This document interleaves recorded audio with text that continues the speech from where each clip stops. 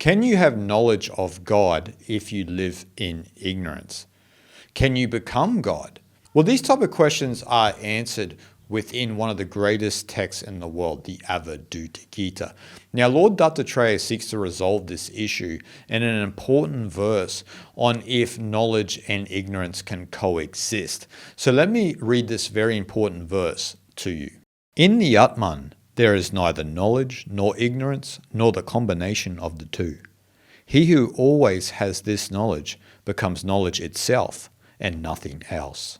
Now, in this verse, when we're talking about knowledge and we're talking about ignorance, what we're talking about when we are speaking about knowledge is not like book knowledge, so to speak. It's the knowledge of Brahman, right? The ultimate reality. You essentially are a knower of Brahman. And in contrast, when we talk about ignorance, we are talking about avidya in Sanskrit, which means that you are unaware or ignorant of the reality of Brahman. So you basically live in the illusion of Maya, another Sanskrit word to explain the illusion of duality or the illusion of measurement. And so someone who is in that state is ignorant that Brahman alone exists and that oneness is the only reality.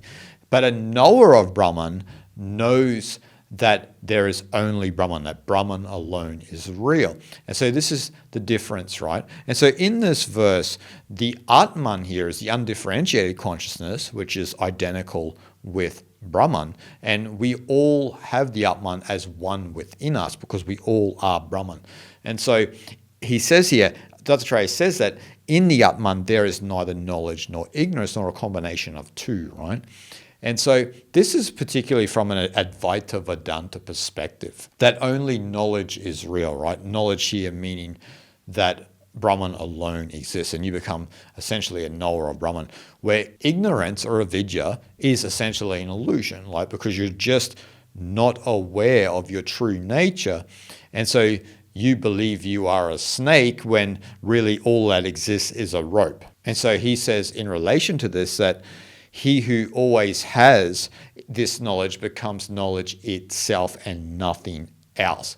And so what basically he means here is that the knower of Brahman, right? And so if we look at the Mundaka Upanishad, in the Mundaka Upanishad it states that the knower of Brahman becomes Brahman. And so this is a bold claim, right? The knower of Brahman becomes Brahman. And you know why? Because the sage or the sadhu, the yogi, or whoever, Dattatreya in this sense, has downregulated any sense of identity, ego, persona, the jiva in Sanskrit, and all that is left is Brahman, right? And so they are Brahman because there's no more identity, right? You might see them as an object of perception, as this person, but they are completely absorbed in the ultimate.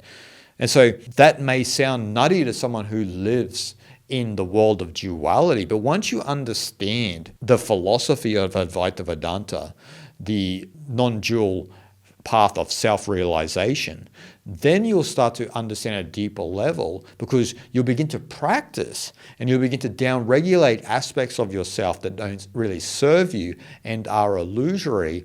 And then you come into harmony with this deeper essence of your existence. And then you begin to see reality in a different way. It's as Terence McKenna said. He said that you gain a sense of unity, a sense of oneness, which becomes almost like this sixth sense that didn't exist when you wholeheartedly lived in the illusion of duality. And so another part of this verse that I need to mention is that there are other schools who believe that knowledge and ignorance can coexist, right? But when we look at it from the school of Advaita Vedanta, it says that knowledge and ignorance cannot coexist just as day and night don't exist together. And so you have this kind of difference of opinion, but you need to understand it from the Advaita perspective, right? You don't want to think about it just in the terms of performing rituals. Okay, we're performing rituals, so we're in the world of duality and so forth and so on.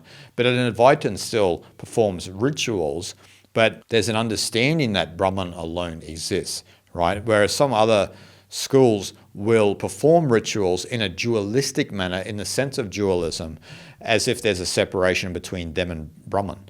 But Advaita Vedanta has a completely different perspective on this, because Atman is Brahman and you are that. And that's what this verse is alluding to. And that's something that we all need to think about, that we all fundamentally are that. And so the role for the spiritual aspirant is to become a knower of Brahman, just like the sadhus and the yogis and the seers, right? How do we do that? How do we follow this path? And that's where the great scripture of the Avadhuta Gita comes in, because Dattatreya has forged the path for us. And so if we heed his words and we follow the path to its nth degree, then we can embody what the Avadhuta Gita wants us to become, which is an Avadhuta, right? Someone who has renounced the world, who is not entangled with worldliness and who is completely free from that and wanders the world as a sage. And so you are not caught in any sort of psychological environment because you are completely free of all that, because all of that is an illusion, and you've become a knower of truth. And a knower of truth is that you know that ultimately oneness is the true reality, because you ultimately are a knower of Brahman. Shanti, shanti, shanti.